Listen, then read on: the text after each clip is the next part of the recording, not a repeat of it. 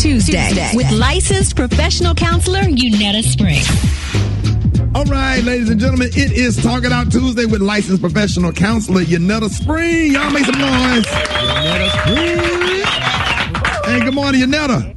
Hey, y'all. Good morning. Good morning. I was on the phone with my counselor yesterday, man, and since it's Black History Month, and you thought it would be a perfect time to talk about the Black community and taboo surrounding therapy. Yeah, absolutely. So, we talk a lot about the taboo and the stigma around mental illness on here, and I think it's important to really dig into why that exists and where it comes from, because It's not just stigmatizing ourselves, right? We're not just intentionally holding ourselves back and, stopping ourselves from getting healing, and the help that we need.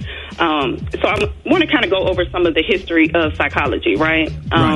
Psychology was founded in 1879, but the first Black psychologist, Francis Sumner, didn't come on the scene until 1930, right? So that's a big gap, So back then, the psychological field, Blacks were treated the same way they were treated in society, right? We were treated as animals. We were considered to be less than.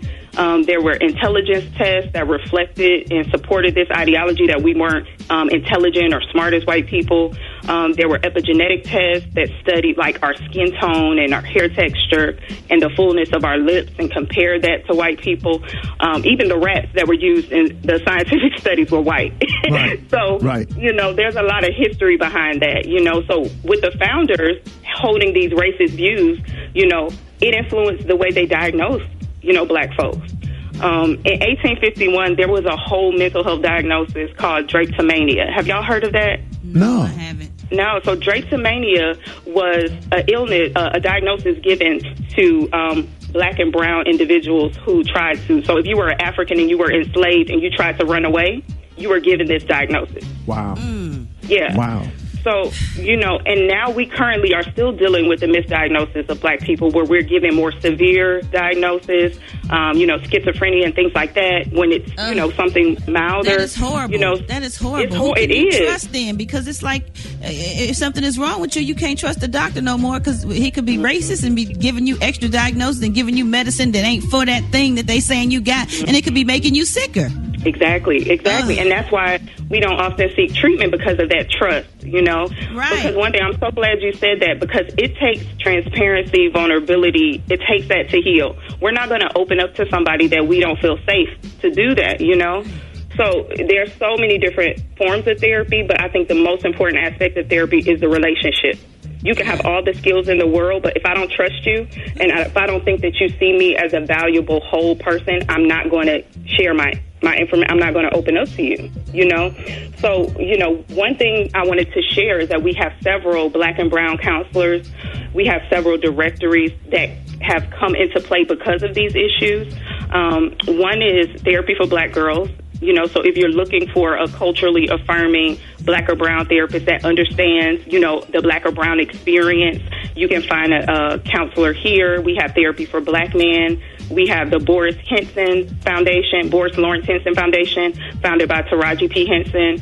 We have the Loveland Foundation, which is, a foundation created that offers financial support if you're seeking treatment. So, you can check out my IG. I'll have some more directories listed on there. I also have a directory coming out soon called the Groundbreakers Directory, and this is going to be for Black and EMDR therapists specifically. So I just wanted to share that because we have valid reasons, to distrust the system, but we also have valid reasons to trust the process, So I just want to connect people with, people who they trust, who they can get the help they need from. Man, it is just a pleasure to have you come on every week and give us this information, because therapy is needed, and we really want to be a part of breaking the stigma, breaking all of the stigmas about therapy. And thank you so much for coming on and giving us this information.